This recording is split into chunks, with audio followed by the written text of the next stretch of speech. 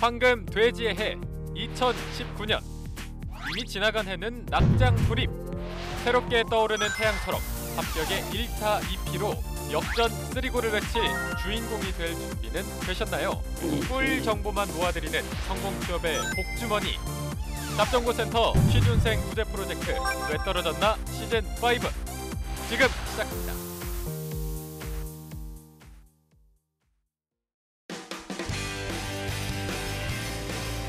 네, 안녕하세요. 성공취업의 시작 잡정보센터 이남규입니다. 네, 안녕하세요. 한유진입니다. 네, 오늘이 벌써 새해 들어서 1월의 중반을 들어서 1월 14일 월요일이 찾아왔습니다.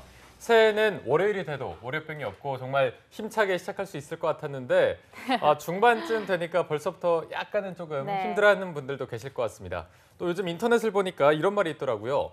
월, 화, 수, 목, 금, 토일. 일요일이 없더라고요. 네. 토요일을 합쳐서 토일 이렇게 할 정도로 굉장히 또 주말은 짧게만 느껴지고 월요일은 길게 느껴질 것 같은데 오늘이 좀 그렇게 힘든 날이 될 것 같습니다. 이런 맞습니다. 분들을 위해서 또 저희 잡정보센터와 함께하면은 월요일이 조금은 즐겁게 시작하지 않을까 싶습니다. 네, 맞습니다. 남규 씨가 말해준 것처럼 월요일이 정말 길게 느껴지는데 공기까지 탁해서 마음마저 답답하신 분들이 많을 것 같습니다. 네. 이런 날 편안한 방 안에서 왜 떨어졌나 지원자들 보면서 위안도 받으시고요. 정보도 함께 공유해 보시면 어떨까 하는 생각이 드는데요. 오늘은 또 특별한 지원자가 나와 있죠. 네. 그리고 또 2부에서는 발빠른 취업 뉴스를 전달해드리는 취업인 뉴스도 기다리고 있으니까요. 기대 많이 해주시기 바랍니다. 네, 힘들기만 한 월요일 저희와 함께 극복하시길 바라면서 월요일 잡정보센터 지금 바로 출발합니다.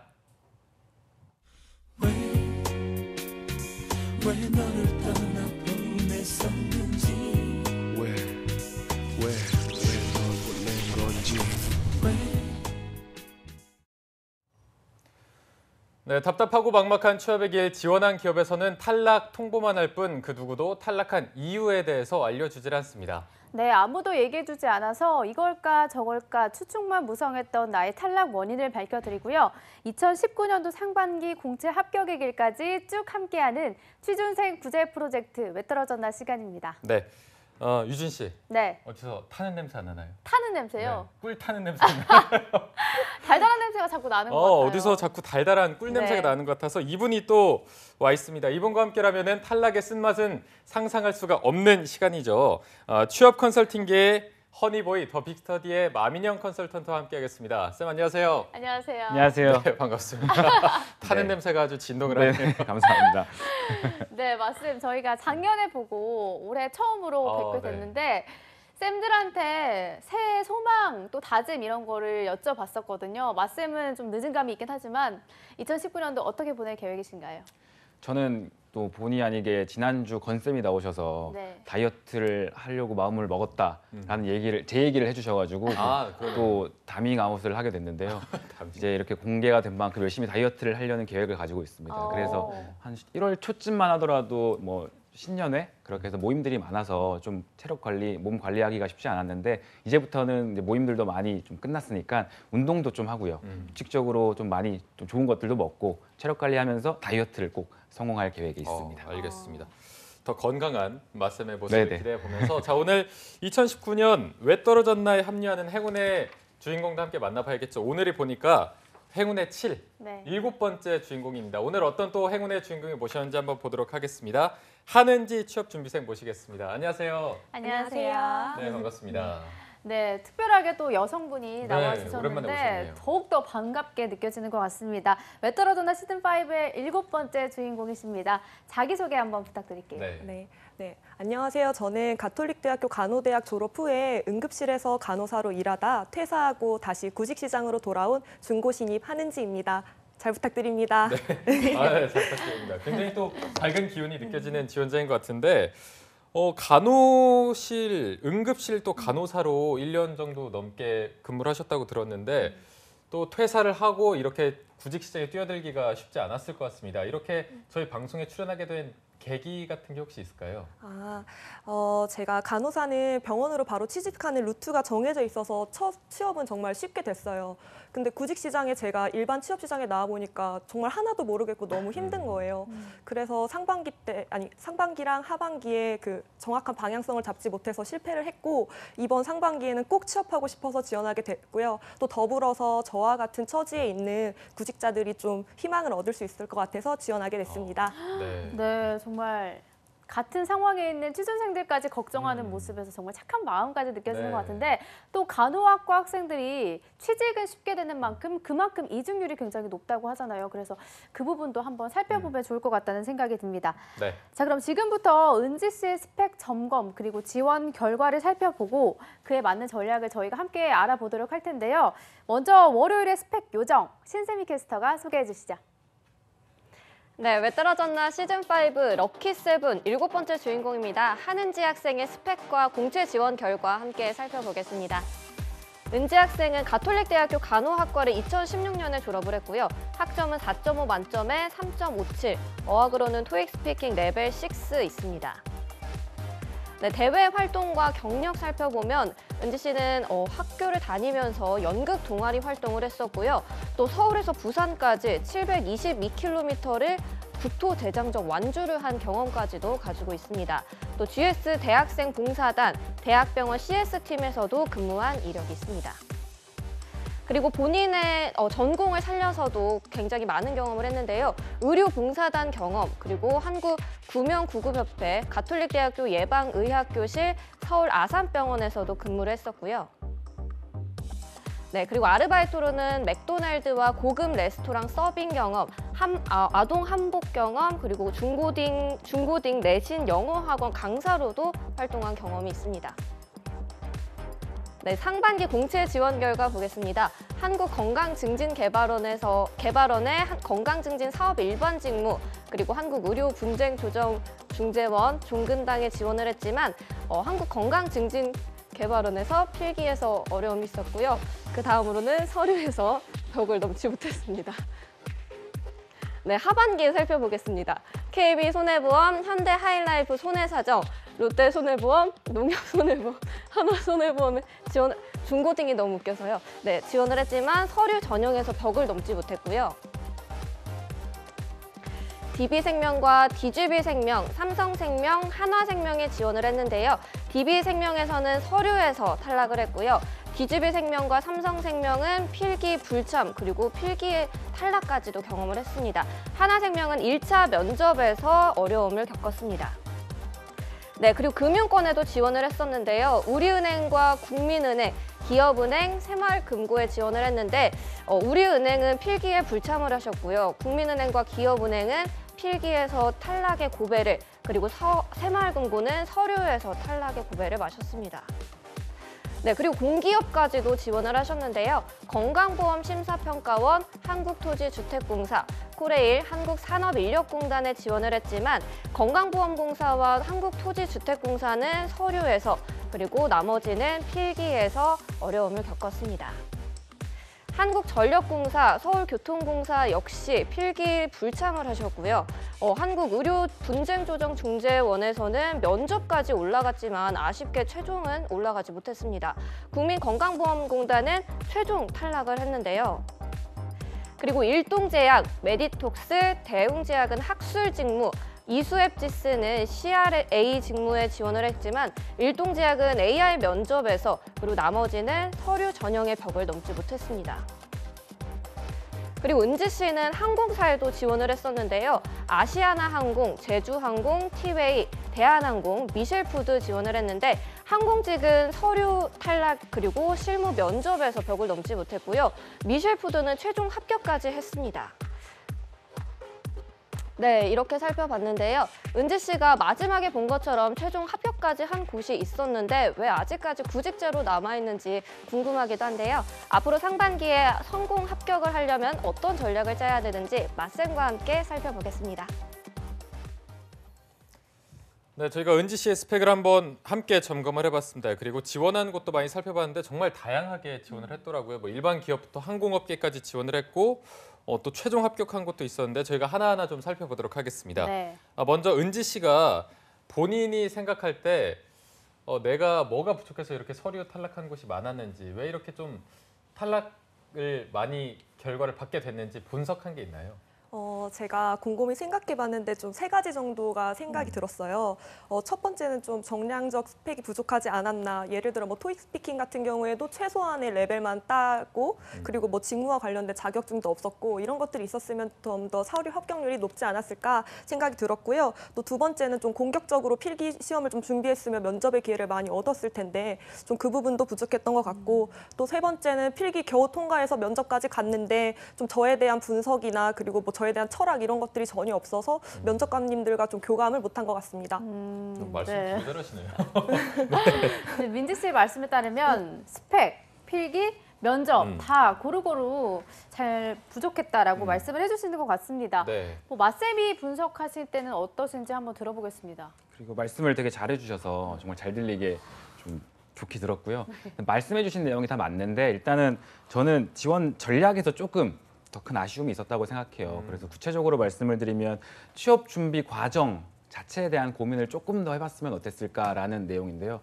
그러니까 은지 씨를 비롯해서 많은 구직 활동을 해오고 계시는 분들, 근데 그분들 중에서도 내가 어떤 업종에 혹은 어떤 직무에 적합한지, 그리고 만약에 타겟팅을 했다 할지라도 지원 동기나 포부 작성하기가 막막하신 분들은 보통 이제 이런 경험, 그러니까 취업 준비 과정에 대한 준비를 많이 안 했기 때문에 공통적으로 겪는 문제라고 좀 생각하셨으면 좋겠어요. 그러니까 이에 대해서 좀 개괄적으로 말씀을 드리면 취업 준비 과정이다라고 하는 것은 저는 크게 한 세 가지 정도로 보거든요. 첫 번째는 나에 대해서 알아가는 과정. 그러니까 스스로 한번 질문을 해보면서 내가 어떤 일을 하고 싶지? 난 평소에 무슨 생각을 하면서 살아가지? 이렇게 나에 대해서 조금 더 명확히 알아가는 과정이 먼저 선행이 가장 먼저 돼야 되고요.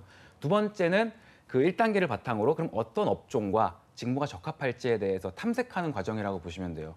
그러니까 내가 1단계에서 나에 대해서 알았으면 직무 분석, 업종 분석을 통해서 내가 이 업종에서 우선순위를 두고 일을 하면 좋겠구나라고 판단하는 단계인데요. 이 과정에서 내가 어떤 스펙이 더 필요하고 어떤 경험이 더 요구되는지를 알아가는 과정이라고 보시면 되고요. 이제 마지막 3단계가 우리가 지금 앞으로 일주일 동안 다룰 이 채용 프로세스에 대한 단계. 일반적으로 보면은 뭐 서류, 그리고 인적성 필기, 면접 전형으로 이어지는데 각 전형에서 고득점을 받기 위해서는 어떠한 전략과 뭐 기술적인 측면이 필요한지에 대해서 알아가는 과정인데, 저는 이 세 가지가 순차적으로 원활히 이루어졌을 때 우리가 나중에 후회하지 않는 취업을 한다고 생각을 해요. 근데 지금 문지 씨 같은 경우에는 그러니까 주신 자료를 보면 이 전반적인 취업 준비 과정이나 내용들을 봤을 때 이 앞단 1단계와 2단계 준비 과정에 대한 고민이 많지 않았던 게 페인이라고 생각이 듭니다. 그렇다 보니까 아까 말씀해 주신 지원했던 기업들만 하더라도 굉장히 광범위해요. 보험사, 공기업, 은행, 여행사까지 있었는데 이렇게 좀 집중을 하지 못했다는 측면도 있고요. 이러다 보니까 나중에 3단계 그 채용 프로세스 과정에서 특히 면접 전형에서 우리가 면접 기회, 좋은 기회를 얻었음에도 불구하고 은지 씨만의 좋은 강점을 매력적으로 어필하지 못한 것이 가장 큰 페인이지 않았나. 그래서 오늘 좀 계기로 해서요. 스스로에 대해서 조금 더 잘 파악을 하고 이를 어떻게 우리 채용 프로세스에 잘 녹일 수 있을지 전략에 대해서 고민해보는 시간 가졌으면 좋겠습니다. 네, 자 오늘 함께 고민을 해보고요. 은지 씨 이력 중에 또 특이했던 게 아까 말씀해주셨지만 아산병원 응급실에서 간호사로 근무를 하셨잖아요. 간호학과를 가서 간호사로 굉장히 어떻게 보면 순탄한 과정을 겪으셨는데 간호사가 됐던 계기나 이런 게 특별히 있나요? 저는 사실 학과는 성적을 맞춰서 들어왔어요. 사실 처음에 흥미가 없었는데 제가 실습을 하면서 뭐 환자 보호자들과 라포를 쌓거나 뭐 또는 그들의 문제를 해결하거나 그러면서 이렇게 감사하다는 말을 이렇게 많이 들을 수 있는 직업이 있나 싶더라고요. 또 그 감사함의 가치가 이렇게 묵직하게 다가오는 직업도 없다 싶어서 그 군대로 따지면 해병대나 아니면 최전방을 하는 응급실 간호사가 돼야겠다 생각을 했어요. 그래서 간호사가 되게 됐습니다. 네. 그러면 그렇게 원해서 그렇게 최전방의 간호사 업무를 하게 됐는데 일을 그만두게 된 건 아무래도 뭐 힘들어서인 건가요? 네, 일단은 3교대 업무로 신체적으로 힘들었지만 제가 그만둔 가장 큰 동기는 좀 심리적인 소모가 컸습니다. 아무래도 응급실에서 급성기의 환자들을 제가 치료하고 또 환자들이 회복됐을 땐 참 보람찼는데요. 근데 또 이분들을 어쩔 수 없이 또 떠나보내야 되거나 이런 부분들이 좀 저한테는 감정적으로 소모가 있었던 것 같습니다. 지금도 눈시울이 붉어지셨네요. 이게 실제로 면접에서도 퇴사 이유를 많이 물어보던가요? 네. 그럼 이런 식으로 똑같이 답변을 네. 하셨고요. 말씀 그러면 은지 씨가 이제 면접 과정에서도 이렇게 답변을 했다고 하는데 어떻게 들으셨나요? 솔직하다, 그러니까 진정성은 느껴졌는데 말씀하신 대로 이렇게 간호학과 특성상 졸업 후에 바로 이제 임상 대학병원으로 가시게 되었고 이제 일을 하시면서 제가 업무 강도가 얼마나 센지 체감은 안 해봤지만 그 주변의 간호사 출신의 그 학생들이나 아니면 친구들을 좀 보면 되게 육체적 그리고 정신적으로 스트레스도 많고 업무 강도가 세다라는 이야기를 굉장히 자주 많이 들었습니다. 그러다 보니까 아마 그렇게 해서 뭐 업종을 바꾼다든지 직무를 바꾼다든지 하는 이직을 결심하게 된 케이스, 그런 전형적인 케이스의 은지 씨 상황인 것 같은데요. 근데 이제 좋고 솔직한 내용들은 다 좋은데 내용적인 측면에서 봤을 때 한 가지 아쉬운 점을 좀 말씀을 드리고 싶어요. 뭐냐면 일단은 지금 해주신 이야기들은 저도 알고 있다시피 이미 인사 담당자들, 기업에서도 충분히 알고 있는 내용들이라는 겁니다. 그러니까 너무 솔직하다, 거짓말을 했다라는 측면이 아니라 일단은 의료나 보건 쪽에 있는 기업들은 당연히 간호사가 어떻게 배출이 되고요, 어떤 과정을 거쳐서 이직을 생각하게 되는지를 더 면밀하게 알고 있고 굳이 보건이나 의료 쪽 기업이 아니라고 할지라도 제가 아는 수준에서는 이렇게 되게 일이 힘들고 이직을 결심하게 되는구나 알고 있을 겁니다. 그렇기 때문에 그냥 이미 알고 있는 내용들을 퇴사 왜 했어요? 라고 물어봤을 때 확인해주는 차원의 답변만 이루어졌다라는 게 되게 지금 일단 아쉬운 점이었고요. 그렇기 때문에 제가 조금 드리고 싶은 부탁은 퇴사 사유를 말하기에 앞서서 우리가 그 아산병원 재직 당시에, 그러니까 재직을 하면서 고민을 해봤을 겁니다. 내가 지금 여기를 계속 다녀야 되는지 아니면은 퇴사를 하고 다른 일을 해야 될까? 그 선택의 순간에서 고민하는 요인들이 있을 겁니다. 그래서 어떤 고민했던 요인들이 이제 퇴사 쪽으로 기울어서 지금 우리가 이직을 결심하게 되는 것이고요. 그래서 그 퇴사 사유와 이직 사유, 그러니까 우리가 고민하게 되는 요인들이 지금 우리가 이직하려고 하는 그 직장, 그 이직하려고 하는 기업과 맞닿아 있다는 것을 좀 어필해주면 좋을 것 같아요. 정리하면 그 퇴직 사유와 이직 사유가 하나의 흐름에서 연결이 되는 거죠. 당연히 내용은 그 나의 직업관과 방향성을 보여줄 수 있는 내용. 근데 이렇게만 얘기하면 또 많은 학생분들이 이해를 잘 못하세요. 되게 뜬구름 잡는 얘기다. 그래서 좀 특별하게 제 기준으로 그냥 제가 간호사가 되었고 나중에 이직을 한다고 가정을 했을 때 저라면 어떻게 퇴직 사유랑 이직 사유를 말하면 좋을까에 대해서 고민을 해봤어요. 네. 그랬더니 일단은 제 얘기니까 참고만 해주시고 이걸 나중에 이제 은지 씨 상황에 맞게 좀 각색을 하시면 돼요. 저 같은 경우에는 제가 하고 싶은 일의 직업관 기준은 뭐냐면 저의 역량이나 어떤 경험이나 다른 경력 지식들을 활용해서 내가 만족하고 보람 있는 일도 되게 중요하지만 내가 접하는 상대방이 만족하고 성장하고 같이 보람 있는, 그러니까 궁극적으로는 이런 이타적인 일을 하는 거에 대한 되게 크게 관심이 있고 이게 제 직업관으로 자리를 잡았습니다. 그래서 이러한 그 생각들로 간호사가 되게 된 거고, 그래서 간호사가 되어서 일을 하고 보니까 좋아요. 환자들을 상대로 내가 그 생각했었던 선한 환자들에 대한 영향력, 긍정적인 그런 영향 이런 걸 주는 차원에서 굉장히 좋았지만 여기서부터가 되게 중요한데 내가 지금 긍정적인 영향력을 주는 대상이 은행을 방문하는 환자들에 대해 되게 한정되어 있던 겁니다. 한정되어 있다 보니까 난 조금 더 꿈을 넓은 범위에서 펼치고 싶다는 생각이 들었고 그러한 생각이 미쳐서 결국에는 이직을 결심하게 되었어요. 사회 제반 넓은 분야에서 나의 이런 선한 영향력, 긍정적인 영향력을 주고 싶다는 생각이 미쳐서 궁극적으로는 지금 이직하려고 하는 기업에 이직을 하게 되었습니다라는 퇴직 사유와 이직 사유가 어떻게 보면 하나의 맥락에서 연결이 되는 그 은지 씨만의 스토리를 구성을 한다면 되게 좋을 것 같다라는 생각을 해서 제 사례, 이게 이제 은지 씨의 상황에 맞게 바뀌어야 되겠지만요. 제 사례를 들어서 한번 이야기를 해드렸습니다. 네, 굉장히 좋은 답변이네요. 모두들 이렇게 답변을 하지 않아요. 걱정이 살짝 되지만 은지 씨 상황에 맞게 꼭 각색을 하셨으면 좋겠고 또 맞쌤이 전략이 잘못된 것 같다라고 말씀을 해주셔서 그 부분도 한번 살펴봐야 할 것 같은데요. 은지 씨 같은 경우는 2018년 공채 지원에서 금융권, 공기업, 제약업계, 항공사 등 4가지 분야에 지원을 하신 것 같아요. 굉장히 적극적인 자세로 지원을 하신 것 같은데 특별히 4가지를 선택하신 이유가 있을까요? 네, 저한테는 두 가지 기준이 있었는데요. 첫 번째는 제 간호학 지식을 써먹을 수 있는가. 그래서 그 세 가지 뭐 보건의료 공기업과 제약회사 연구간호사 그리고 그 질병을 담보로 하는 금융권의 보험회사 이렇게 잡았고요. 두 번째 기준으로는 이 첫 번째 기준이 너무 문이 좁은 거예요. 그래서 좀 직무 좀 확장시켜야 되겠다 싶어서 제가 아무래도 간호사였기 때문에 환자를 대면하고 누군가를 설득하고 또 다른 타 부서들과 커뮤니케이션하는 역할을 했기 때문에 좀 서비스와 연결해서 뭐 전공 제한이 없는 은행권이나 항공사 승무직에 도전하게 됐습니다. 네. 네. 은지 씨의 전략 이유랑 또 지원 기준까지 들어봤는데 맞쌤은 어떻게 평가를 하시나요?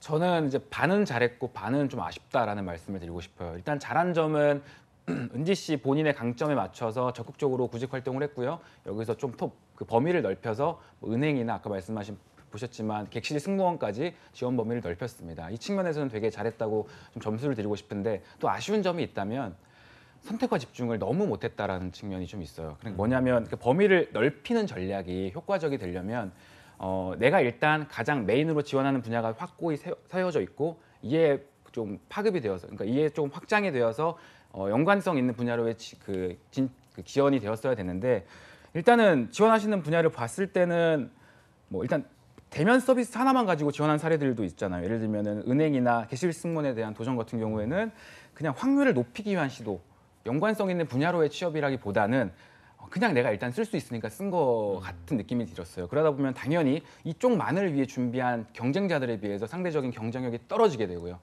그러다 보니까 이제 스콥을 넓히는 전략 자체는 굉장히 좋았는데 그 전략이 향하고 있는 방향 자체는 우리에게 굉장히 경쟁력이 떨어지는 측면의 지원이 되다 보니 저는 일부는 잘했지만 일부는 조금 아쉬운 점이 많았다라는 평가를 좀 하고 싶습니다. 네, 어쨌든 메인으로 좀 삼고 가야 되는 묵직한 직군이 있고 거기서 좀 부수적으로 찾아봐야 된다 이렇게 말씀하셨는데 은지 씨 같은 경우에는 간호학이라는 어떻게 보면 되게 특수적인 직무잖아요. 그래서 어떤 하나 기업과 관련된 게 그렇게 없을 것 같은데 맞쌤이 좀 추천하시는 기업이나 직무 같은 게 있을까요? 제가 이제 대기실에도 들었지만 이번 상반기를 좀 취업의 마지노선으로 잡고 좀 타이트하게 진행을 하신다고 해서 현실적인 이야기를 좀 드리고 싶어요. 네. 간호학과 간호사 출신의 분들이 이직을 하게 됐을 때의 현실적인 지원 방향에 대해서 좀 말씀을 드리면 전 두 가지 정도로 정리를 해드리고 싶어요. 첫 번째는 정말 현실적으로 공기업입니다. 공기업 같은 경우가 일단은 그 채용 프로세스 단계에서 블라인드 전형을 의무적으로 도입을 하고 있기 때문에 뭐 서류 평가 단계에선 당연히 우리 나이라든지 뭐 전공이라든지 과거의 이력들이 나타나지 않게 되어 있어요. 그러다 보면 상대적으로 일반 사기업에 비해서 그러한 스펙 이력도에 대한 중요도가 낮게 되고요. 아무래도 특수직 출신인 우리가 조금 더 적극적으로 노려야 될 그 분야라고 생각이 듭니다. 그래서 공기업을 준비를 하는 그 일반적인 모습을 보면 일단 공공 분야에서 어떻게 업무가 이루어지는지에 대한 개념 정리를 좀 더 하시고요. 그리고 NCS 필기나 아니면은 그 면접 전형에 대한 준비만 한다면 충분히 우리도 승산이 있는 곳으로 보여요. 근데 은지 씨에 대해서 조금 더 디테일하게 들어가면 아까 말씀해 주셨다시피 메인으로 잡을 그런 건보나 심평원처럼 이런 의료 보건 업종을 골자로 한 이 메인이 있고요. 여기서 조금 더 그 확률을 높이기 위해서 지원 범위가 넓어진다면 공기업 중에서도 뭐 SCO나 복지처럼 굉장히 많죠. 그러니까 예를 들면은 뭐 코레일이나 한전처럼 그냥 일반 사무를 볼 수 있는 공공기관도 같이 지원을 하는 겁니다. 그래서 확률을 높이는 전략으로 좀 갔으면 좋겠고요. 그리고 일반 사무직 같은 그러니까 우리가 준비해야 되는 지원 동기는 두 가지가 되겠죠. 메인으로 잡아야 될 우리가 주로 수행했던 경력과 그리고 그 수행해야 되는 건강직, 요양직이 될 거예요. 아마 건보 그렇게 그 연관이 있는 지원 동기 하나 그리고 범용적으로 쓸 수 있는 보건 의료 쪽 말고 좀 예를 들면은 코레일이나 한전이나 그 기타 다른 공공기관에서 쓸 수 있는 일반 사무직과 관련된 지원 동기 이렇게 두 가지를 준비를 하면 가장 좋을 것 같고요. 수행하는 업무도 마찬가지로 우리가 임상에서 환자를 만났던 거와는 다르게 행정 업무가 주가 될 것이기 때문에 이 문서 작성 관리와 관련된 역량들 예를 들면 컴퓨터 관련된 게 가장 대표적이겠죠. 커말이나 워드나 아니면 OA 자격증들을 조금 여기선 준비를 하는 게 필요해 보이고요. 두 번째가 이제 은지 씨가 가장 원하는 이제 보험업계라고 들었어요. 보험 쪽 분야인데 근데 먼저 말씀드리면 솔직하게 이 공기업보다는 보험업 쪽으로 들어가기가 더 어려울 것 같다는 생각이 들어요. 왜냐하면 일단 은지 씨가 희망하는 분야는 그 언더라이팅이나 보험 심사 쪽인데 이쪽은 좀 전문 지식, 전문성이 굉장히 요구되는 분야이기 때문에 우리는 여기가 조금 부족하지 않을까라는 생각이 들어서 말씀을 드렸고요. 일단은 그러면 우리가 채용을 진행하는 보험사 입장에서 봤을 때 보험사는 우리 간호사 출신의 올드루키의 어떤 점을 좋아할까를 한번 생각을 해보면 크게 봤을 때는 우리가 임상에서 만나게 되는 환자 그러니까 여러 상황들을 겪다 보면 보험 상품과 밀접히 연관이 있는 환자라든지 질병에 대한 이해도가 높은 건 굉장히 큰 메리트라고 볼 수가 있습니다. 하지만 말씀드렸다시피 우리가 지원하는 직무는 전문성이 요구되죠. 예를 들면 실제로 수행하게 되는 업무가 보험금 지급액을 심사한다라든지 혹은 뭐 그때 청약 서류를 검토한다라든지 이런 업무가 주로 수행이 되어야 될 거기 때문에 우리는 그런 경험도 물론 중요하지만 이 업무에서만큼은 보험법이라든지 보험약관이나 통계와 관련된 지식이 굉장히 중요해질 겁니다. 근데 우리는 이 후자 쪽에 그 강점이 되게 어떻게 보면 상대적으로 약해요.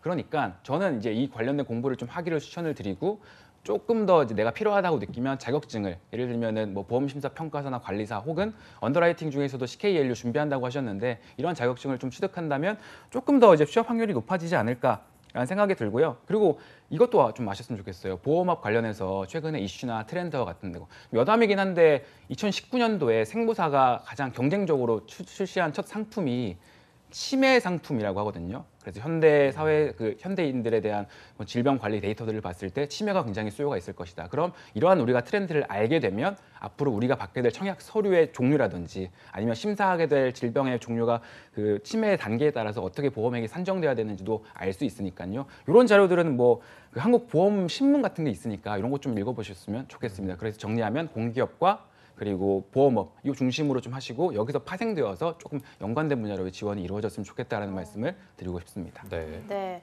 다른 취준생들과는 좀 다르게 과가 워낙에 특수하다 보니까 선택과 집중이 필요한 것 같다라고 말씀을 해주셨습니다. 네. 그럼 맞쌤에게 제가 여쭤보면 공기업, 맞쌤이 추천해 주신 공기업이나 은지 씨가 원하는 보험 쪽에 지금 하반기에 지원을 많이 했는데 이보다도 더 지원 개수를 늘리는 편이 더 좋을까요? 일단은 좀 허수가 있는 게 은행이랑 아까 말한 외식업 급식 쪽도 하나 쓰셨고요. 최종 합격한 기업들 그리고 객실 승무원까지 쓰셨는데 요거는 좀 제외를 하면 열 몇 개밖에 안 되더라고요.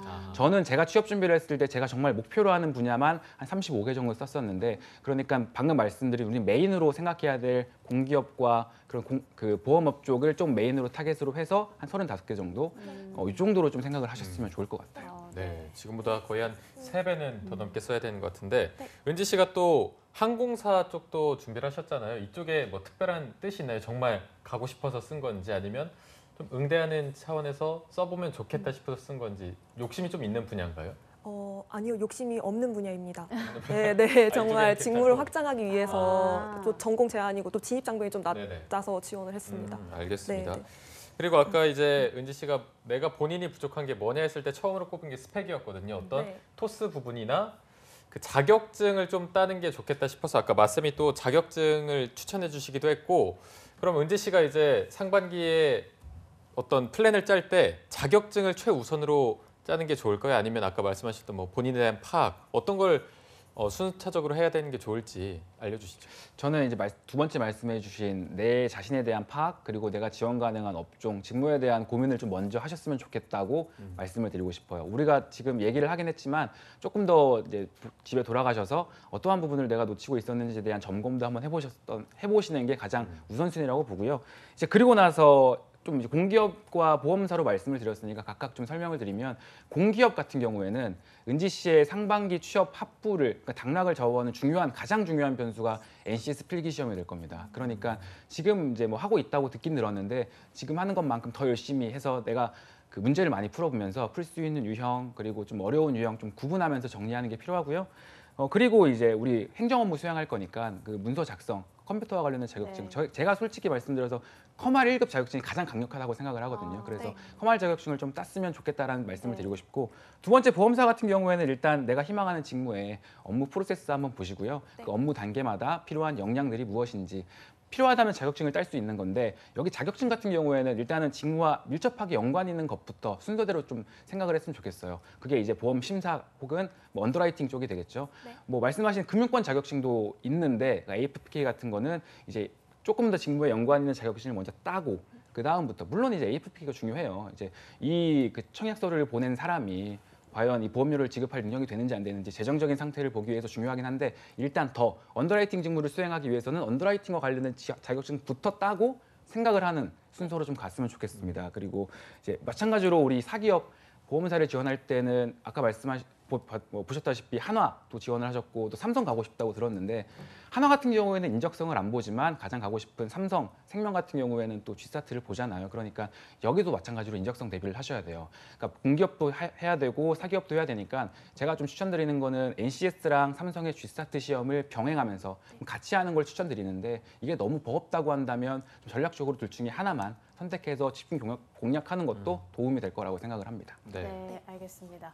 마쌤이 플랜을 좀 제대로 세워주신 것 같습니다. 네. 그리고 또 은지 씨의 경우에는 보험사 직무 중에서도 보험 심사 직무를 희망하고 있는데 뭐 공채 기회가 많지 않기 때문에 TO가 많은 영업 관리직으로 우회를 해야 하는지 이 부분에 대해서도 고민이 많다고 하셨거든요. 그렇죠. 이제 아무래도 보험사 중에서도 진입 장벽이 가장 낮은 그러니까 스펙이나 어떤 경험 측면에서 문턱이 가장 낮은 직무가 영업관리 직무라서 아마 도전을 해야 되지 않을까라는 생각을 하셨을 건데 물론 그 생각 자체는 좋고요. 지원 동기나 강점만 정리가 되면 얼마든지 지원 가능하다고 생각을 해요. 다만 우리가 메인으로 누렸던 보험 심사나 언더라이팅 직무와는 조금 세부적으로 수행하는 업무 모습이나 방식이 다르기 때문에 그런 점을 좀 알고 가자라는 말씀을 드리고 싶어요. 보면은 일단 영업관리자 같은 경우에는 아시다시피 보험 설계사분들을 관리하고 교육하고 또 매출액을 올리기, 그러니까 실적을 쌓기 위해서 노력하는 직무잖아요. 그러니까 그 업무가 진행되는 모습을 보면 보통 사람 대 사람 사이의 관계 속에서 업무가 주로 진행이 되고 그러다 보면 당연히 영업관리자에게 요구되는 뭐 역량이나 자질 같은 경우는 그러니까 대면 상황에서 어떻게 내가 관계를 잘 유지하고 또 뭐 형성하고 갈등을 조정하고 분쟁을 해결하는 그런 노하우가 될 겁니다. 그러다 보면 우리가 만약에 은지 씨가 영업관리자를 쓴다고 했을 때 자기소개서에 꼭 들어갔으면 하는 내용들은 이런 거죠. 그러니까 병원에서 보호자들이 뭐 예를 들면 응급실에서 그 한 명이 들어와야 되는데 뭐 2명, 3명이 들어왔을 때 설득을 해서 조금 돌려 보내야 되고 혹은 아니면 뭐 그 연극 동아리를 4년 동안 하셨는데 그 속에서 무수히 많은 그 대인 관계에서의 에피소드들이 있을 거예요. 그런 강점들을 이 영업관리자 만약에 지원하시는 측면에서 좀 강점으로 어필을 하는 게 중요할 것 같고요. 또 하나 잊으면 안 되는 게 영업관리 직무로 들어가게 되면 그 기업 내에서 커리어 패스가 우리가 지금 진짜로 희망하는 보험 심사나 그 언더라이팅 쪽으로 가기가 쉽지 않을 겁니다. 왜냐하면 그 실제 수행하는 업무 방식도 다르고 필요한 지식도 다르기 때문에 그러니까 우리가 일단은 진입 장벽이 낮으니 영업관리로 들어가서 나중에 내가 하고 싶은 보험 심사나 언더라이팅 쪽으로 가야겠다라고 생각하는 건 좋은데 현실적으로 그게 쉽지 않을 거예요. 저도 마찬가지로 영업팀으로 들어가긴 했지만 나중에 본사로 그 업무 전환이 된 케이스는 똑같이 빵에서 빵으로 간 것처럼 쉽지 않을 거니까 그런 것들도 마찬가지로 염두에 두고 영업관리를 지원하는 전략이 좀 중요할 것 같습니다. 네. 알겠습니다. 자, 오늘 은지 씨의 스펙과 또 지원 전략을 함께 마쌤과 함께 살펴봤는데 은지 씨가 그동안은 혼자 준비를 하셨잖아요. 그래서 혼자 준비할 때 좀 풀리지 않았던 궁금한 점 그리고 오늘 마쌤이 또 컨설팅을 해주셨는데 들으면서 난 이게 더 궁금한데 한 점 질문들은 저희가 좀 시간 여유가 있기 때문에 지금 충분히 물어보셔도 될 것 같습니다. 네.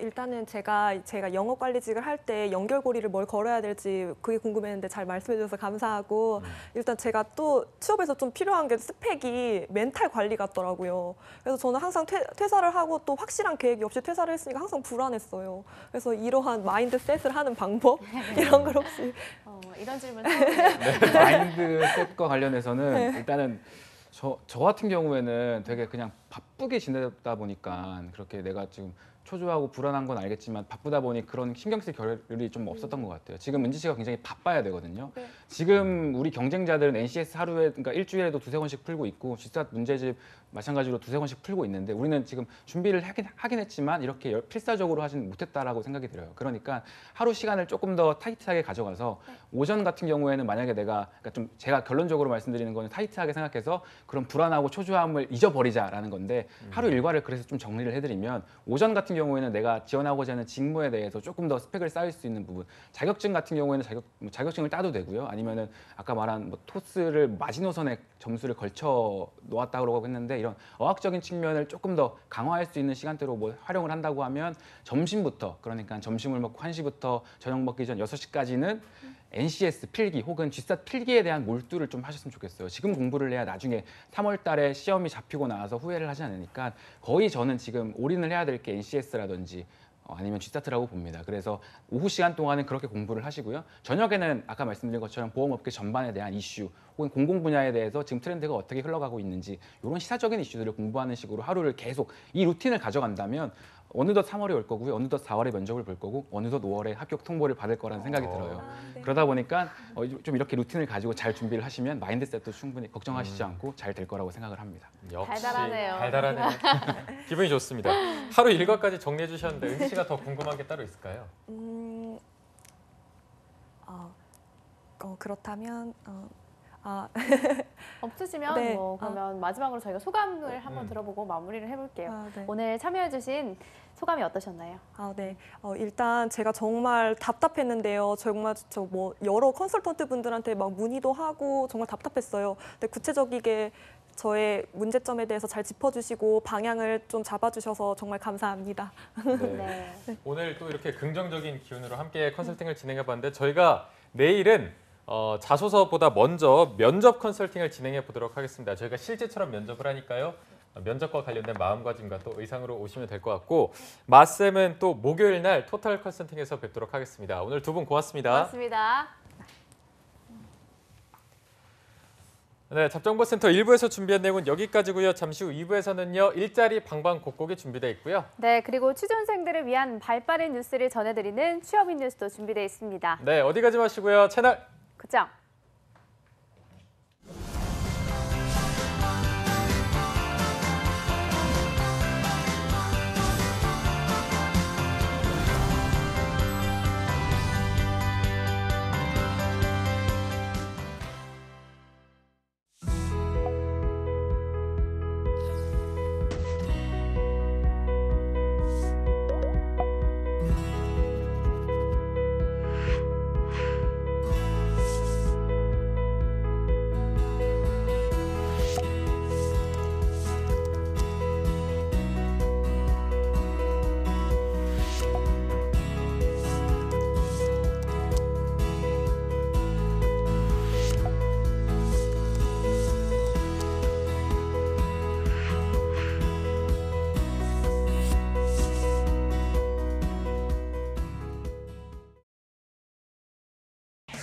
한파로 인한 피해, 철저한 대비가 필요합니다. 실내는 적정 온도를 유지하고 외출 시 방한용품을 꼭 착용하십시오. 수도 계량기 내부는 헌옷 등으로 채우고 노출된 보일러 배관은 보온재로 감싸는 것이 좋습니다. 장기가 외출 시 수도꼭지를 약하게 틀어 동파를 예방하십시오. 비닐하우스나 축사 내부엔 단열재, 보온재 등을 설치하고 양식장 어류는 미리 월동장으로 옮겨놓는 것도 좋은 방법입니다. 한파, 미리 대비하여 안전한 겨울 보내시기 바랍니다. 힘들지? 취업 준비는 잘 되니? 저야 잘 준비하고 있죠. 아빠는요? 아빠도 앞으로 잘 준비해야지. 청년의 내일도 작년의 내일도 준비가 앞으로를 만듭니다. 미리 계획하고 준비하고 실천할 수 있도록 어느새 노후를 걱정하는 당신에게 더 넓어진 장년고용 서비스가 함께합니다. 아빠 출근한다. 나도 같이 가. 내 일을 향해 앞으로, 내일을 향해 앞으로, 함께 앞으로. 요즘 취업이 하늘의 별 따기인데 급여 몇 달 밀리는 게 어때서 그래? 주휴수당? 난 옛날에 그런 거 안 받고 일했는데 난 그런 거 몰라. 일 못하면 돈 안 주고 자르는 게 당연한 거 아니야? 근로계약서 안 쓰면 퇴직금 안 줘도 돼. 이렇게 임금을 고의적으로 안 주고 버티는 사장님들, 이건 웹툰의 가상 스토리가 아닙니다. 아시죠? 고의적 임금 체불은 처벌받을 수도 있다는 거. 사업주와 근로자 서로가 신뢰받는 임금 체불 없는 사회, 모두가 바라는 내일입니다. 체불 말고 지불!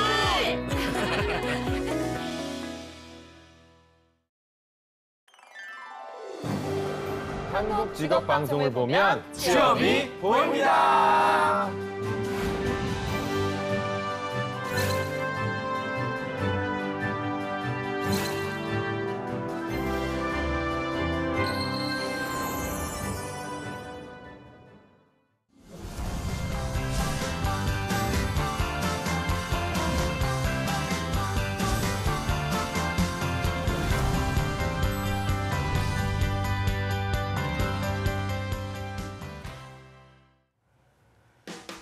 네, 성공체배 시작 가정부센터 2부의 문을 활짝 열어봤습니다. 저희가 2부에서는요.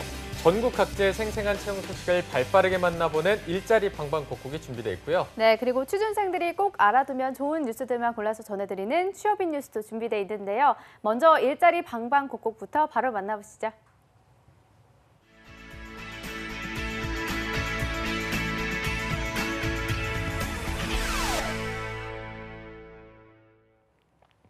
네, 매일매일 전국 각지의 생생한 채용 정보를 알아보는 일자리 방방곡곡. 오늘은 김건우 주무관님이 계시는 광주로 가보겠습니다. 주무관님 안녕하세요. 네, 안녕하세요. 광주 고용복지 플러스센터 김건우 주무관입니다. 네, 오늘은 어떤 채용 소식 준비하셨나요? 네, 첫 번째 강주 지역 일자리 소개해드리겠습니다. 이번 주에는 강주 북구 중흥동에 위치하고 있는 자동차 도장 부수 및 산업기계 제작 설치 제조업체인 한진기계 주식사입니다. 대기 환경 인허가 업무 및 유해 이염 설비 계획서 작성 업무 하실 신입 및 경력직 3명 채용할 계획입니다. 지원 자격은 2년제 대학 졸업 이상 경력과 경력자는 5년 이상 구직자 지원 가능합니다. 대기 환경 산업기사, 대기 환경 기사 자격증 소지자나 환경학 전공자는 입사 지원하실 때 우대한다고 합니다. 급여는 230만 원부터 400만 원까지 경력에 따라 차등 지급되며 상여금 100%는 별도로 지급됩니다. 접수 마감은 3월 7일까지입니다. 접수 방법은 이력서, 자기소개서, 졸업증명서, 경력증명서, 자격증 사본 등을 준비하셔서 방문, 우편, 이메일로 접수하시면 됩니다. 네, 신입 또는 5년 이상의 경력자만 지원이 가능한 총 3명을 채용하고 있습니다. 관심 있는 구직자 여러분들의 많은 지원 바라겠습니다. 주무관님 바로 다음 소식도 알려주시죠. 네, 두 번째로 전남 지역 일자리 소개해드리겠습니다. 전남 나주시 빛가운에 위치하고 있는 컴퓨터 시스템 통합 자문 및 구축 서비스 업체인 주식회사 NUT입니다. 정부 연구개발 사업계획서 작성 및 연구개발 프로젝트 수행하실 신입 및 경력직 직원 3명 채용할 계획입니다. 지원 자격은 4년제 대학 졸업 이상 경력과 경력직 지원자는 3년 이상이신 분 지원 가능합니다. 정보처리기사, 전기기사 자격증 소지자나 전자공학, 전산학, 컴퓨터공학 전공자는 입사 지원하실 때 의뢰하니 참고하시기 바랍니다. 급여는 경력에 따라 연 3천만 원부터 시작하고 기업 부설 연구소 연구원 경력자 및 정부 연구개발 사업 수행 경험자는 7천만 원까지 차등 지급됩니다. 접수 마감은 2019년 3월 31일까지 서둘러 접수하시기 바랍니다. 접수 방법은 이력서, 자기소개서, 경력증명서 등을 준 이메일로 접수하시면 됩니다. 네, 신입 및 3년 이상의 경력자를 채용하고 있습니다. 관심 있는 분들은 지원 사항과 또 우대 사항 잘 체크하셔서 지원하시기 바랍니다. 주무관님 오늘 소식 고맙습니다. 네, 고맙습니다. 네, 다음으로 성남으로 연결해 보겠습니다. 성남고용센터의 이은경 주무관님 안녕하세요. 네, 안녕하세요. 성남고용복지플러스센터 이은경 주무관입니다. 네, 오늘 어떤 일자리 소식 준비하셨나요? 네, 오늘 준비한 성남 지역 일자리 정보를 소개해드리겠습니다. 먼저 소개해드릴 기업은 주식회사 ITI 테크놀로지입니다. 주식회사 ITI 테크놀로지는요, 병원 TV, 의료용 TV 제조하는 기업이고요. 성남시 중원구 상대원 등에 위치하고 있습니다. 이번에 모집하는 분야는 영상기기 기술 영업 직원 2명을 모집하고 있습니다. 헬스케어 시스템을 병원 대상으로 기술 영업 담당하게 되고요. 또한 같은 제품에 대해서 AS 업무 지원을 담당하게 됩니다. 지원 조건은 전문대 졸업 이상의 학력으로 컴퓨터 분야 또는 전기공학 분야의 전공자시면 지원이 가능하겠습니다. 컴퓨터 활용 능력이 우수하신 분으로서 운전 가능자와 청년을 우대하고 있습니다. 근무 조건은 주 5일 근무고요. 급여는 연봉 2,500만 원부터 시작해서 최대 3,500만 원까지 면접 후에 결정이 됩니다. 모집 기간은 2월 1일까지고요. 지원을 희망하시는 분들은 이력서와 자기소개서를 담당자 이메일로 접수하시면 됩니다. 네, 영상기기 기술 영업 직원 총 2명 채용하고 있습니다. 관심 있는 분들은 채용 마감일까지 꼭 맞춰서 지원하시기 바랍니다. 주무관님 바로 다음 소식도 알려주시죠. 네, 두 번째로 소개해드릴 기업은 CMB 엔지니어링이라는 기업입니다. CNB 엔지니어링은 상하수도 설계하는 기업이고요. 성남시 분당구 임해동에 위치하고 있습니다. 이번에 모집하는 분야는 상하수도 설계 분야 신입 및 경력 직원 2명을 모집하고 있습니다. 상하수도 설계 엔지니어로서 도면 및 수량 산출, 보고서 작성 등을 담당하게 됩니다. 대졸 이상의 학력으로 관련 분야에 대한 전공자 또는 경력이 있으신 분이면 지원이 가능합니다. 컴퓨터 활용 능력 우수자를 우대하고 있습니다. 근무 조건은 주 5일 근무고요. 급여는 연봉 2,600만 원 이상으로 면접 후에 결정이 됩니다. 모집 기간은 좀 서두르셔야 되는데요. 1월 18일까지고요. 지원을 희망하시는 분들은 이력서와 자기소개서, 졸업증명서를 담당자 이메일로 접수하시면 됩니다. 네, 상하수도 설계 엔지니어 총 2명을 모집하고 있습니다. 모집 기간이 얼마 남지 않았으니까요. 관심 있는 분들은 빠르게 지원하시기 바랍니다. 주무관님, 오늘 소식 고맙습니다. 네, 고맙습니다. 네, 지금까지 일자리 방방곡곡 전라도와 경기도의 채용 정보 알아봤습니다.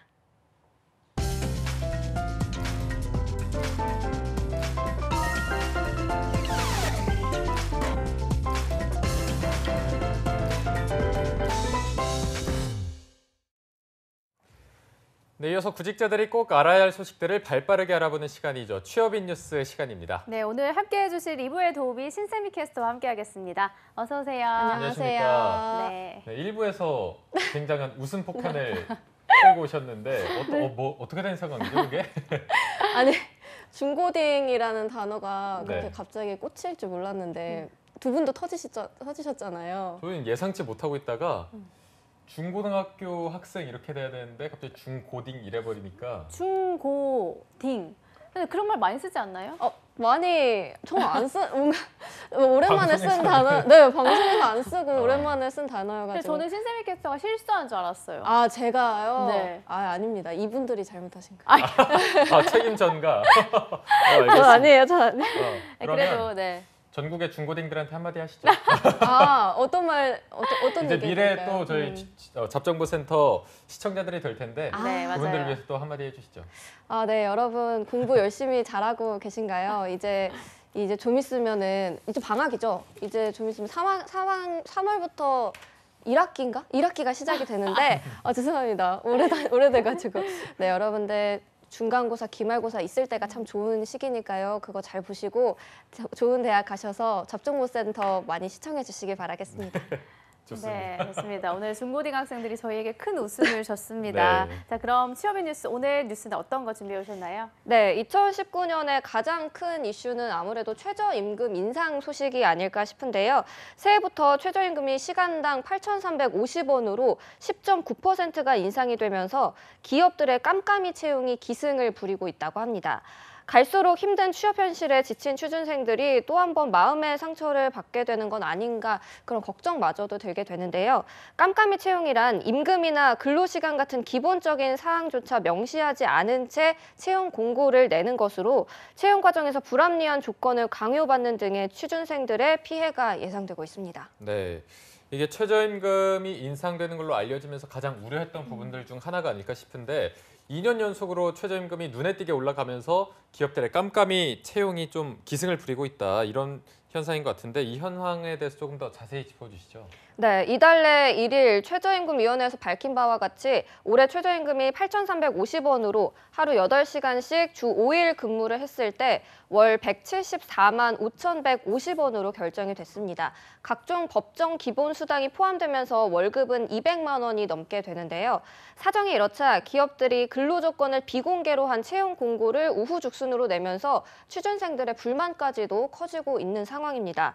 화면을 하나 띄워드릴 텐데요. 최저임금이 오른 직후부터 정확한 연봉이나 근로시간, 근무 환경 등을 제시하고 있는 업체가 이전보다 더 찾기가 어려워졌다는 걸 볼 수가 있습니다. 네. 업체 대부분이 처우 관련 사항에 회사 내규에 따름 협의 후 결정으로만 명시를 해놓고 있는데 근로조건을 명확히 제시해놓은 구인구직 홈페이지는 한국고용정보원이 운영하는 워크넷이 유일했다고 합니다. 네. 그러면 기업의 채용 공고를 자세히 공개하지 않는 기업들은 어느 정도 되는 건가요? 네, 한 취업 포털 사이트에서 지난해 11월에 기업 429곳을 대상으로 채용 공고 비공개에 대해서 조사를 했는데요. 응답 기업의 52.9%가 채용 정보를 비공개한 것으로 조사가 됐습니다. 그렇다면 기업이 대체 어떤 정보들을 가장 많이 비공개를 하는가 봤더니 가장 많이 하는 것은 연봉이 57.1%로 가장 많았고요. 구체적인 채용 일정과 인적성 검사 날짜, 또 면접 일정 등이 24.2%, 채용 인원은 22.8%, 그리고 직무별 필요 지식 및 기술, 복리 후생 등이 뒤를 이었습니다. 네. 그 이를 두고 기업들은 내부 정보를 대외비라는 입장이지만 일간에서는 추후 채용 과정에서 임금을 낮추려는 꼼수가 아니냐 이런 지적까지도 나오고 있는 상황입니다. 네, 정작 아직도 기업들은 취준생들한테 정말 불필요한 정보까지 요구하는 곳이 많은데 네. 구직자들한테 어떻게 보면 가장 중요하다고 할 수 있는 게 연봉, 이 급여 부분이거든요. 그런데 네. 아직도 이렇게 뭐 회사 내규에 따름 협의하면서 정하겠다 이렇게 하면은 채용 시장에서 취준생들은 영원히 을이 될 수밖에 없지 않나 이런 지적이 많을 것 같은데 이런 지적을 받으면 기업은 좀 어떤 반응을 보이고 있나요? 네, 기업도 나름의 속사정이 있다고 말을 하는데요. 직원이 250여 명 규모의 한 운수업체는 임금 등은 기본적으로 기업의 내부 정보다 보니 채용 공고에 공개적으로 좀 올리기가 부담스럽다. 또 기업 입장에서는 채용 과정에서 구직자와 유동적으로 근로 조건을 협상하는 편이 더 효율적이다 이렇게 말을 했고요. 직원 60여 명 규모의 한 서비스 업체 또한 올해 상반기까지는 채용 공고에 가급적 모든 근로 조건을 명시를 했지만 내년 최저임금이 크게 오르면서 채용 정보를 가능한 비공개 처리하기로 결정을 했다며 성과 연봉제로 운영되는 탓에 내년도 신입 직원의 임금이 공개가 되면 기존 직원들의 반발이 있을 것이다라는 우려 때문이라고 말을 했습니다. 네, 기업이라는 게 사실 윤리를 위해서 움직이는 것이기 때문에 어느 정도 이해는 가긴 하지만 취준생들 입장에서 생각해 보자면 선택할 권리 또 알 권리를 보장받지 못하고 있는 거잖아요. 네. 좀 상황이 심각한 것 같은데 취준생들과 정부의 입장 조금 더 좁혀질 기미가 보이지 않는 건가요? 네, 취준생들은 채용 공고에서 근로 조건이 공개되지 않은 기업들은 면접에서 부당한 처우를 감당할 수 있는 경우가 감당할 수 있겠냐라고 묻는 경우가 참 많았다고 이들 사이에서는 채용 정보를 비공개하는 기업은 일단 걸러야 된다는 목소리가 많이 나오고 있는 상태고요. 이에 대해서 고용노동부 관계자는 기업들에게 채용 정보를 모두 공개하라고 강제할 수 있는 사항은 아니지만 가능한 공개하도록 독려를 하고 있다고 채용 과정에서 최저임금 미만으로 지급하려는 불법이나 편법 등 이 기업들은 조치를 취하겠다라고 말했습니다. 네, 이게 결국에는 정부가 중간에서 어떤 조정자 역할을 하는지 굉장히 중요한 역할이 될 것 같습니다. 굉장히 쉽지가 않겠죠. 쉽지 않겠지만 기업과 취준생 사이 중간에서 정말 둘 다 만족할 수 있는 빠른 결과가 나왔으면 좋겠습니다. 네. 신세미 캐스터 이어서 두 번째 뉴스도 있다고요? 네, 두 번째는 조금 다른 얘기를 해볼까 하는데요. 2018년 채용시장에서는 전통적인 제조업 중심의 산업 구조가 변화를 했고요. 또 기업의 빠른 혁신이 중요하게 대두되면서 직무 역량을 더욱 강조하는 추세였습니다. 이어서 2019년에는 직무 역량 중심의 인재 채용이 더 부각되는 큰 줄기는 유지가 되겠지만 크고 작은 변화의 조짐도 엿보이고 있는데요. 새해가 되면서 채용 시장의 변화에 대해 다룬 기사가 있어 준비해봤는데 이 주요 변화 포인트가 어떤 것들이 있는지 저와 함께 살펴보시죠. 네, 그동안 저희 잡정보센터에서도 쌤들과 함께 이 이야기를 많이 나눴던 것 같은데 들어도 모자라지 않는 주제인 것 같습니다. 네.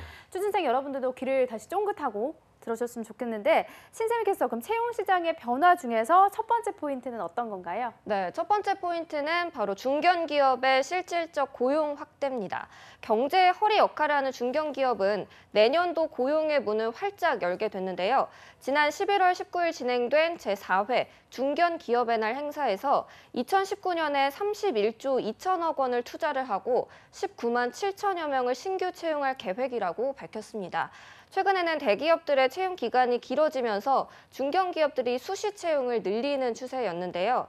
이에 올해는 각 중견기업별로 꾸준한 채용이 예상되는 만큼 여러분들은 목표 기업을 정해놓고 수시로 취업 포털 사이트를 통해서 채용 공고를 체크하는 게 좋을 것 같고요. 또 공채와 수시 채용을 병행하는 중견기업이 많기 때문에 상반기 채용 전까지는 지원 동기와 또 지원 직무에 따른 역량을 충분하게 쌓아놓는 것도 좋을 것 같습니다. 네. 저희가 목요일마다 히든 챔피언 기업을 소개해드리고 있죠. 저희가 이름을 들을 때마다 굉장히 생소한 기업이다 싶었는데 항상 소개를 들으면 재무 구조도 굉장히 탄탄하고 요즘 취준생들이 원하는 워라밸도 굉장히 잘 돼 있는 기업들이 많아서 이런 중견기업들의 채용이 늘어날 전망이라고 하니까요. 여기에 더 관심을 가져주셨으면 좋겠습니다. 이어서 두 번째는 어떤 건가요? 네, 두 번째는 스타트업 트렌드 리포트 2018에 따르면 2018년까지 3년간 스타트업에만 1조 원이 넘는 금액을 투자했다는 결과가 발표가 됐습니다. 네이버와 카카오를 비롯해서 롯데와 SK, GS 홈쇼핑과 같은 굵직한 대기업들이 상위 투자사로 이름을 함께하고 있었는데요. 이처럼 최근 대기업들이 미래성장 동력 확보의 일환으로 스타트업 활동을 지원하는 데 앞장서고 있다는 걸 알 수가 있습니다. 올해는 지속적으로 우수 스타트업이 자유롭게 참여할 수 있는 생태계 창출은 물론이고 청년 창업과 또 스타트업 고용 창출, 매출 증대에 기여를 한다는 계획이 있다고 합니다. 이 외에도 정부에서도 다양한 경로를 통해서 스타트업 지원 계획을 잡고 있기 때문에 2019년에는 아마 스타트업 기업들의 채용 계획이 보다 활발하게 이뤄질 것으로 예상이 되고 있습니다.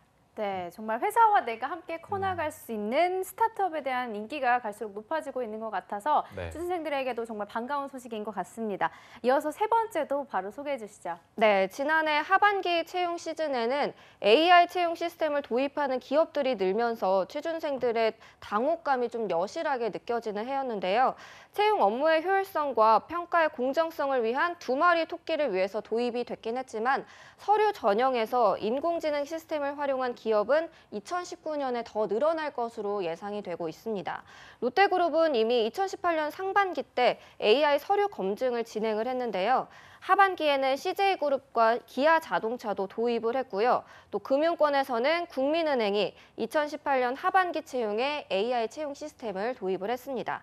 또 중소, 중견기업보다는 대규모 채용을 진행하는 대기업에서 이 도입 의사가 높은 만큼 미리 대비해 두는 게 좋을 것 같고요. 많은 인원이 몰리는 1차 전형 서류에서 AI 솔루션을 도입해서 참고용으로 활용을 하기 때문에 구직자 여러분들은 앞으로 자기소개서에 조금 더 심혈을 기울일 필요가 있을 것 같습니다. 네. AI 시스템 같은 경우에는 그전에는 시도만 좀 해보고 참고하는 수준이었는데 이제는 전면적으로 확대된다고 하니까 이 부분에 또 중점을 두고 취업 준비를 해야 될 것 같습니다. 자, 마지막으로 네 번째 포인트도 한번 살펴보죠. 네, 네 번째는 금융권이 내년도 채용 절차의 필기 시험을 더욱 강화한다는 소식이 들려왔는데요. 대기업과 더불어서 대규모 고용의 큰 축이었던 금융권이 최근 채용 비리로 몸살을 앓고 다시 재정비에 들어갔습니다. 2018년 하반기에 진행된 채용 과정에서는 필기 시험이 신규 도입되거나 강화됐고요. 또 면접은 블라인드 방식으로 이루어졌었는데 보험과 증권, 카드 등으로 제2금융권의 경우는 필기 시험이 의무는 아니지만 선택적으로 차용할 가능성이 있어서 준비가 필요할 것 같고요. 또 제1금융권의 은행원의 경우는 다양한 계층의 고객과 마주해야 하는 대면 업무가 많고 또 이를 응대하는 능력이 필요로 하기 때문에 필기 시험이 의무적으로 시행되고 있습니다. 그렇기 때문에 다양한 분야의 상식을 평소에 습득해 둬야 될 것 같고요.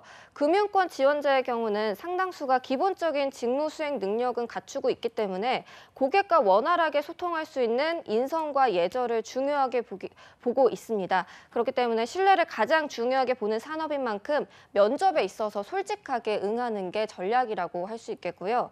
또한 매년 기업에서 발간하는 사업 보고서나 분기마다 진행되는 컨퍼런스 콜 발표 등에 관심을 좀 가지고 예정 사업이나 재무 현황을 살펴보면 좋다고 하니까요. 금융권 준비하는 분들은 이 점을 참고하시면 좋을 것 같습니다. 네. 자, 오늘 쇼빈 뉴스 오늘도 취준생을 위한 알찬 뉴스를 꾸며봤습니다. 다음 뉴스도 기대 많이 해주시고요. 오늘 수고해주신 신세미 캐스터 고맙습니다. 고맙습니다. 고맙습니다. 네, 잡정보센터 오늘 준비한 내용은 여기까지입니다. 내일도 취준생 구제 프로젝트 왜 떨어졌나 시즌5는 계속됩니다. 네, 저희는 내일 오전 10시에 웃는 얼굴로 찾아뵙겠습니다. 여러분 고맙습니다. 고맙습니다.